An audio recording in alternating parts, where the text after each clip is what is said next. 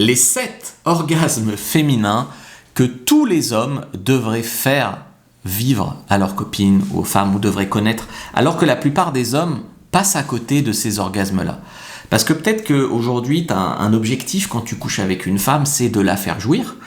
Et probablement qu'en ayant cet objectif-là, c'est un peu un méli-mélo. La faire jouir, oui, mais comment ? Est-ce que pour toi, un squirt, c'est pareil qu'un clitoridien ? C'est pareil qu'un point G ? Voilà. Tu passes probablement à côté de ce qui rend une femme vraiment comblée. L'orgasme féminin, c'est pas juste un bouton, on va dire. C'est global, c'est l'état du système nerveux entier de la femme. Donc l'orgasme féminin, c'est pas juste une petite libération comme toi quand tu te branles et que t'éjacules. Il existe plusieurs expériences orgasmiques. Donc tu peux avoir des femmes qui vont squirter de manière mécanique, par exemple, ou des femmes qui vont avoir des orgasmes du corps entier à répétition, plus savoir où elles habitent, être dans le coton, enfin voilà. Le truc aussi, c'est que plus on va chercher le résultat, plus on va bloquer l'accès aux expériences plus enrichissantes. On lui met la pression à jouir et du coup, elle jouit moins.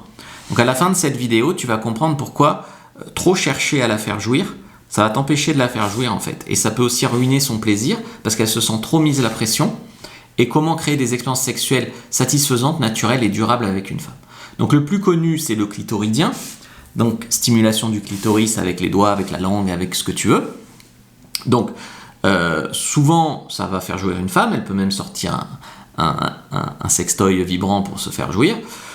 Voilà, ça devrait venir assez naturellement si tu connais les bonnes positions et les bons trucs de frottement. Il y a beaucoup de femmes l'atteignent, on va dire, c'est le plus banal. Ensuite, l'orgasme du point G, qui est mal compris. Je dis du point G, c'est l'orgasme, on va dire, par la pénétration sur le point G. Donc ça, c'est un peu différent du clitoridien. Il peut y avoir des pics successifs, plus qu'une explosion. Ensuite, donc là, c'est plus sur comment tu vas la doigter au bon endroit ou la mettre en bonne position pour que ton pénis aille taper le point G. 2 stimulations, c'est clitoris et point G en même temps, ça c'est très puissant. Après, il y a les vagues orgasmiques. Donc, quand la femme a plus de tension, elle a un relâchement brutal et elle a un flux continu de plaisir dans le corps qui la met dans un état de bien-être prolongé, de transe, quoi.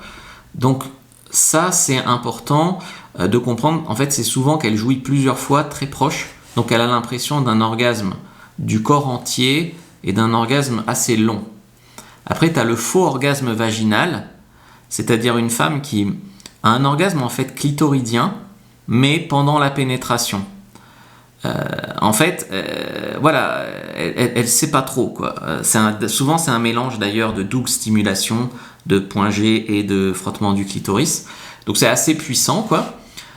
Après il y a l'orgasmicité vraiment vaginale sur d'autres points, que ça soit le cervix au fond ou des choses comme ça, qui peuvent faire des sensations très profondes.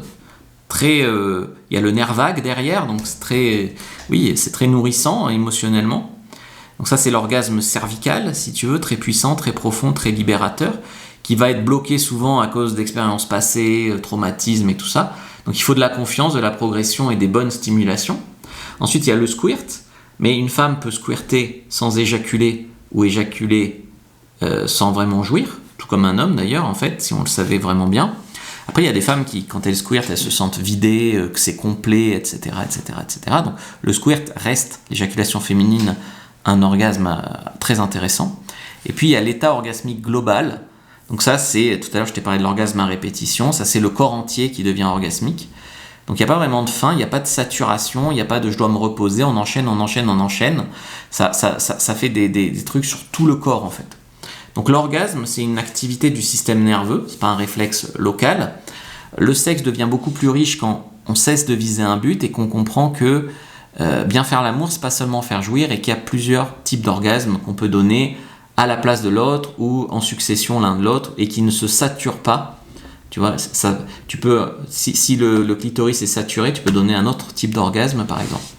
Donc c'est un état que tu dois permettre à la femme avec des contraintes aussi psychologiques où elle doit être à l'aise, détendue et tout ça.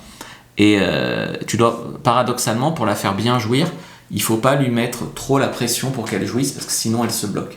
Donc ces types d'orgasmes-là, j'en parle dans le guide du bon coup. Moi je t'ai fait une fiche déjà, quelques conseils pour être un bon coup. Première inscription de la vidéo, lien en commentaire épinglé. Si tu t'inscris à la newsletter, tu recevras 10 tutos vidéo, like, comment, partage. Clique sur le lien dans la bio du compte si tu me regardes ailleurs et regarde une autre vidéo avant de partir.